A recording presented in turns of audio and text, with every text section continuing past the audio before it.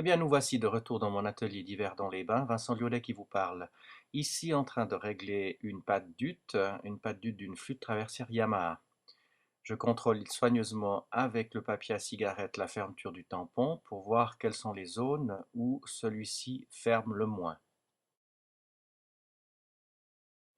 Une fois que j'ai constaté les endroits qui ferment le moins, comme on le voit ici sur la vidéo, je marque ces endroits avec un feutre pour savoir lorsque je vais démonter le tampon à quel endroit je devrais remettre les petits papiers qui me permettront de soulever le tampon aux endroits où celui-ci ne fermait pas.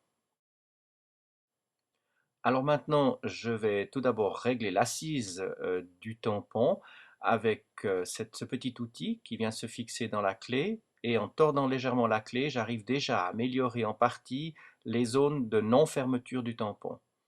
Voilà, je répète l'opération jusqu'à arriver à satisfaction, et de cette manière, j'aurai besoin le moins possible de corriger mon tampon par la suite avec des petites cales en papier.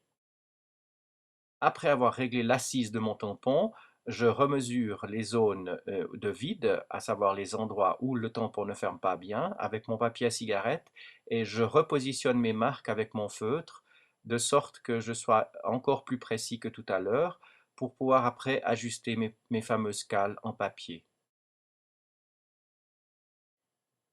Je marque au feutre encore l'épaisseur des cales que je souhaite installer.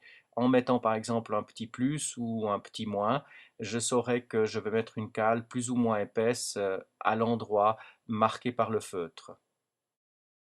Je procède maintenant au démontage de la clé et du tampon afin de me permettre par la suite d'installer ma fameuse cale en papier.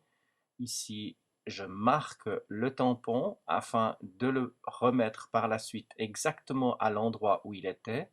Ça, c'est très important. Voilà maintenant le démontage du tampon.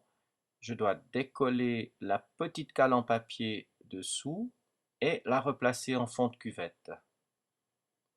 Voilà, maintenant je découpe une petite cale en papier de la taille de la zone qui est effectivement trop ouverte. Voilà, on les voit, ces zones que j'ai pré-marquées avec le stylo feutre. Je mets précisément les papiers aux endroits où les cales doivent être posées, selon les marques du feutre que j'ai fait donc précédemment. Et maintenant, il ne me reste plus qu'à remonter mon tampon et à contrôler si celui-ci ferme effectivement sur les zones qui tout à l'heure étaient déficientes, à savoir où le papier à cigarette n'était pas retenu. Ainsi, j'aurais une meilleure étanchéité, et cette pâte d'ute dont le dos était déficient devrait retrouver un dos clair et qui sonne correctement. Voici maintenant le remontage de la clé.